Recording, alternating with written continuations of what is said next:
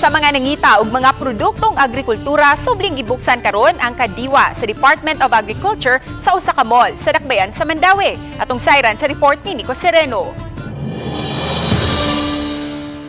Sa open ground sa mall sa Mandaue, formal nga gibuksan kaganiha ang kadiwa sa Pangulo. Kini programa sa Department of Agriculture kundi makita ang nagkalain-laing mga produkto sa mga mag-uuma ug mga kooperatiba. Sa maong tabo, 30 ka mga exhibitors ang midisplay sa ilang mga produkto nga mapalit sa mga konsumidor. Sama na lang sa mga prutas, utanon, ubang mga farm products o ubay-ubay nga mga panginahanglanon sa balay.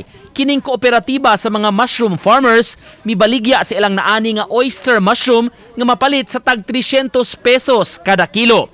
Doon na sa gibaligya nga mga mushroom products sama sa flavored chips. Bisag 1 square meter lang na siya, sir. Kahit sa condominium, pwede nato na siya i-grow. Oo, kasi hindi siya needed ng big space na unlike sa mga regular na agriculture product natin. Gawas ni ini ang kooperatiba milusad sab og programa aron mabansay ang mga young farmers nga mutanom og uhong agig panginabuhian. Sama nining grupo gikan sa lungsod sa Sogod, ubos sa Project Hope. Every day maka-harvest me na ay 2 kilos, 3 kilos every day. So, nana siya. So, dako kay siya tabang man para sa mga kabatanunan, sa mga grupo.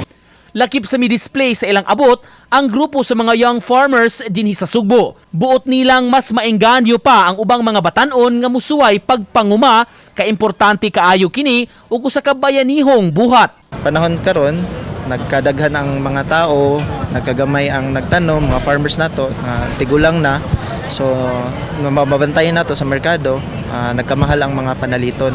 Mulanat ang kadiwa sa Mandaue sulod sa duha ka adlaw, apan matud sa DA, giplano nila sa umaabot ang pagpahigayon niini sa lain-lain pa nga mga lugar. Naninguha kami karon nga kung mahimo amon ni siyang monthly lang usa pero by province among i-locate sa mga provinces.